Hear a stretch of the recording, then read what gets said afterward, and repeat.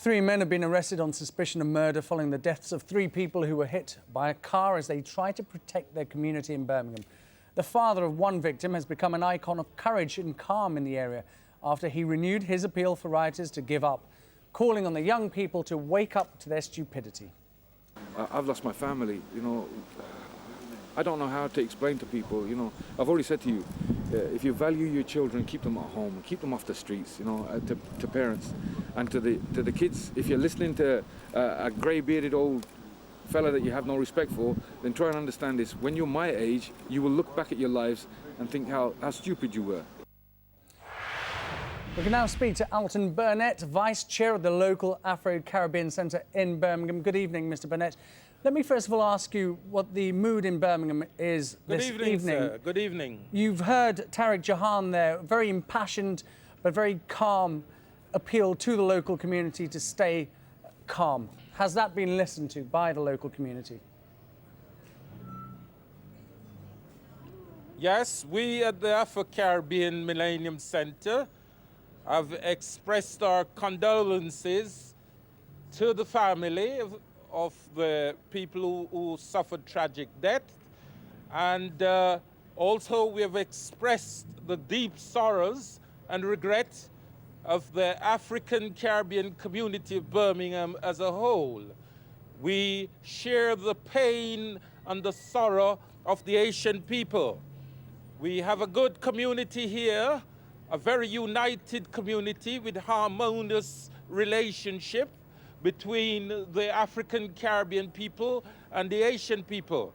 And we hope that this tragic incident will not fracture the good relationship and the peaceful coexistence which we have here in this part of Birmingham. Mr. Burnett, we regard this as... Hello? Yes, please continue, sir. Yes? We regard this as incidental to the other issues that is going on with the disaffection of the youth in Britain, in the UK. And we totally disassociate ourselves from the remarks of the Prime Minister, David Cameron. We reject the issues and the fact that he's raising this matter as pure criminality, and the only solution he has is to criminalize the youth in the country.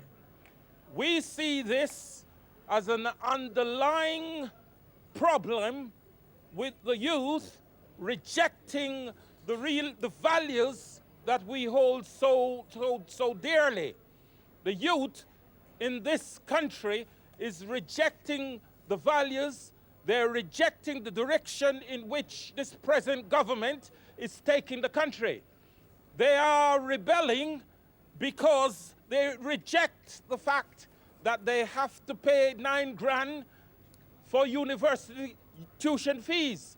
They reject the government policy of cuts by the local authority, cutting all the organizations, the voluntary sector organizations, and the community charities that provides facilities both in training, education training, and sports facilities.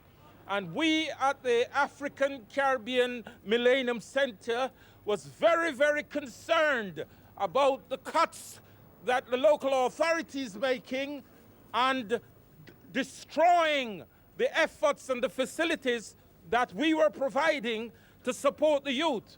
We have a radio station at the Afro-Caribbean Millennium Centre, New Style Radio, 98.7 FM, which is the voice of the people. Mr. Burnett, I'm going to interrupt you there. There are very many people in this country who would disagree very strongly with what you say about disaffected youth and services being cut as no reason to take to the streets and commit random acts of violence. But I'm going to have to leave this there for now. But thank you very much for your views this evening. The young victim of what's become one of the most notorious